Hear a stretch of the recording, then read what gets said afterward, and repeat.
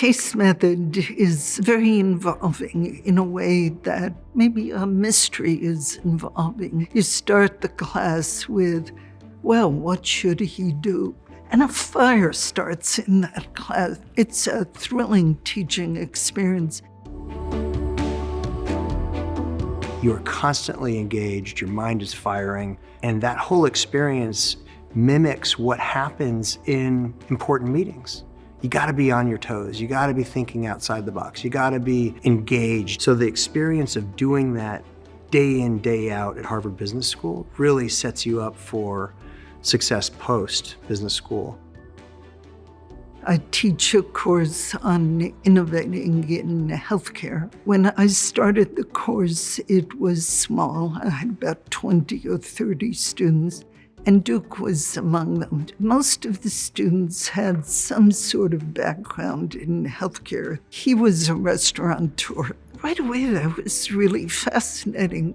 Regina was one of the big thinkers in healthcare and innovation. I was very, very focused on getting into Regina's class. It was a dynamic, really exciting class.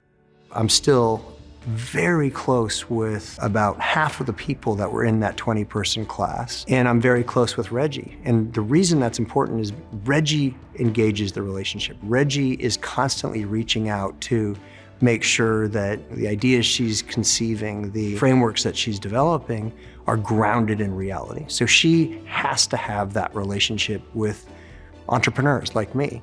About 5 years ago, he called me about a company that he'd started, and he said, Reggie, I want you to do a case on this. I knew that CV Ingenuity was going to be a really interesting case study because of having read so many cases. And the case was about a device for peripheral artery disease. It takes very, very complicated issues, healthcare, innovation in healthcare.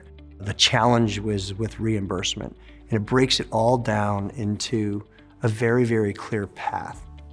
What was so great was how Duke approached the problem, not as a scientist, but as a general manager. He understood what the scientific issues were and brought together a great team of engineers to help solve that problem. So CV Ingenuity from design was intended to be a very small company, 10 people or less, very small amount of money, 30 million or less.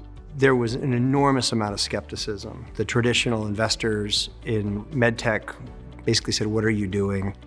There were other CEOs that thought I was making a lot of mistakes. We ended up selling that company in 3 years, and that framework really set the stage for many companies after that. He was fantastic. The case was fantastic. There are a lot of counterintuitive lessons about how Duke manages medical technology, but the best lesson is him.